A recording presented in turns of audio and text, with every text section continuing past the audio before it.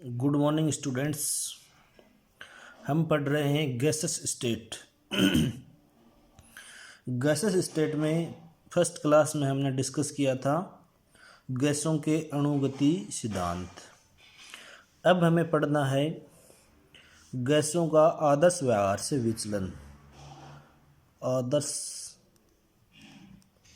व्यवहार से विचलन और डेविएशन फ्रॉम आइडियल बिहेवियर।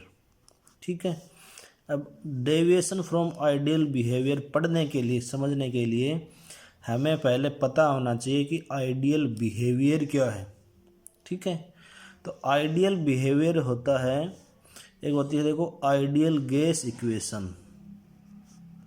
वो अपन विभिन्न नियमों के द्वारा व्युत्पन्न करेंगे ideal gas equation.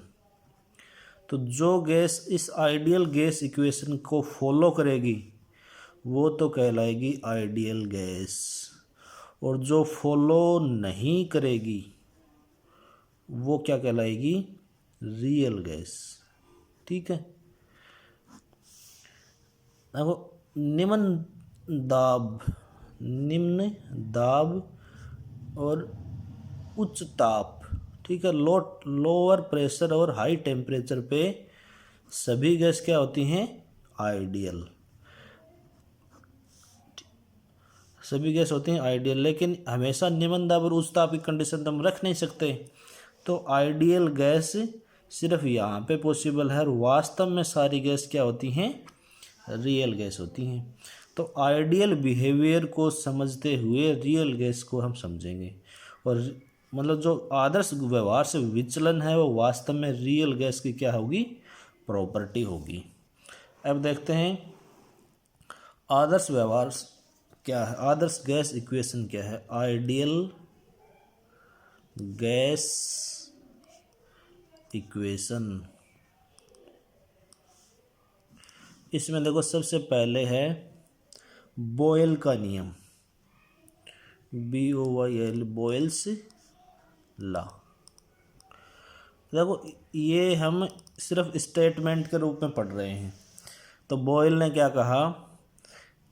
At constant temperature, constant temperature का मतलब डेल्टा T इक्वल्स टू 0, किसी गैस के निश्चित संहति का आयतन, किसी गैस की निश्चित द्रव्यमान का आयतन V, ठीक है, उसके दाब के व्युत्क्रमानुपाती होता है, इनवर्सली प्रोपोर्शनल टू P।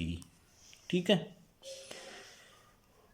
स्थिर ताप पे किसी गैस के निश्चित द्रव्यमान का आयतन उसके दाब के व्युत्क्रमानुपाती होता है। फिर इसको देखो, ये साइन हटाएंगे तो V equals to K 1/P, यानी PV बराबर K क्या है? कांस्टेंट। तो PV बराबर कांस्टेंट। ठीक है। अब मान लो इसको ग्राफिकल रूप में हम प्रेजेंट करें। ये मान लो कोई ग्राफ था, इधर लिया हमने दाब और इधर लिया हमने आयतन। ठीक है। तो देखो जब आयतन बढ़ेगा तो वॉल्यूम क्या होगा? कम। ये लो, दाब कम है तो वॉल्यूम ज़्यादा है, दाब ज़्यादा है तो वॉल्यूम कम है, मतलब एक एक्सपोनेंशियल कर्व आता है, और इसको हम बोलते हैं समतापी वक्र। समतापी वक्र, समतापी का क्योंकि हम यहाँ पे कंडीशन पहले से ही है डेल्टा T इक्वल्स टू क्या है? 0, या फिर इसको बोलते हैं आइसोथर्म। क्या बोलते हैं? आइसोथर्म। तो जो गैस बॉयल के नियम का पालन करेगी उसका PV वक्र ऐसा होगा। दूसरा नियम देखो, चार्ल्स गेलुसाक का नियम। चार्ल्स गैलुसेक का नियम।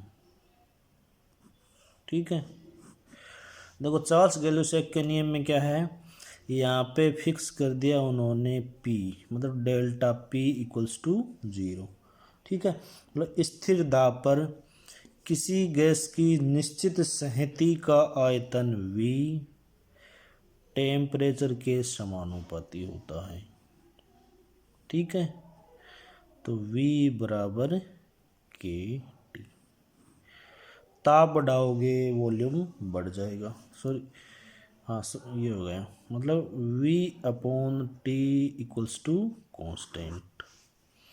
अब मान लो इसका ग्राफ खींचें V और T में, V और T में हम ग्राफ खींचें, V और T, तो कैसा ग्राफ आएगा, ऐसा। ये क्या है, अंतःखंड, अंतःखंड। ठीक है, तो ये क्या था, चार्ल्स गैलुसॉक का नियम। अब देखो बॉयल के नियम और चार्ल्स के नियम दोनों को हम मिलाएं तो क्या होगा, V समानुपाती T/P। ठीक है, V समानुपाती T/P, तो PV बराबर KT। ये क्या है, संयुक्त गैस समीकरण, संयुक्त गैस समीकरण, आदर्श गैस समीकरण नहीं है, संयुक्त गैस समीकरण। तीसरा नियम है आवोगाद्रो का नियम। देखो आवोगाद्रो का नियम क्या कहता है, समान ताप व दाब की परिस्थिति में, समान ताप व दाब की परिस्थिति में समस्त गैसों के समान आयतन में अणुओं की संख्या समान होती है।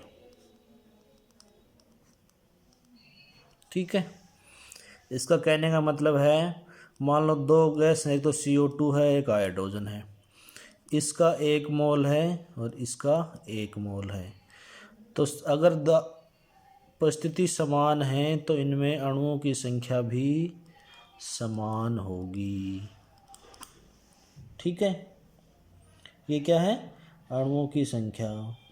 इसमें देखो क्या होता है, एनटीपी पर 1 मोल गैस का आयतन 22.4 लीटर होता है। ठीक है, एक एनटीपी पे 1 मोल गैस का आयतन 22.4 लीटर होता है। जैसे अब देखो नई चीज़ आई एनटीपी है नॉर्मल टेम्परेचर एंड प्रेशर। तो टेम्परेचर तो यहाँ पे 0 डिग्री सेंटीग्रेड और प्रेशर है 1 एटमॉस्फेरिक। ठीक है, अगर ये कंडीशन हो, 1 मोल गैस हो, तो उसमें उसका आयतन कितना होगा, 22.4 लीटर। ठीक है, तो आवोगाद्रो का नियम क्या है, समान आयतन में उपस्थित अणुओं की संख्या सदैव क्या होगी, समान होगी। अब देखो इन सभी नियम को आपस में मिला दूं तो आवोगाद्रो नियम वास्तव में क्या हुआ, Vn, देखो n की संख्या जो जो बढ़ेगी वॉल्यूम बढ़ेगा, V1/P और V समानुपाती T। अब इन सब को साथ में लिखेंगे तो क्या होगा, V समानुपाती NT/P, तो V इसको हटाएंगे तो RNT/P, तो फिर क्या होगा, P PV बराबर nRT। ये क्या है? Ideal gas equation. Ideal gas equation, ठीक है। यहाँ पे R क्या है? R है गैस कांस्टेंट, ठीक है। अब देखो यहाँ पे R का पहले हम यूनिट निकालेंगे, तो R की यूनिट क्या होगी? PV/NT। PV हमें पता है वर्क है, ठीक है। अब वर्क की यूनिट होती है जूल। जूल नीचे क्या है? टेम्परेचर नीचे है, तो जूल प्रति डिग्री, और एन क्या है? नंबर ऑफ मोल्स, तो प्रति मोल, ठीक है। मतलब जूल पर केल्विन पर मोल, ठीक है।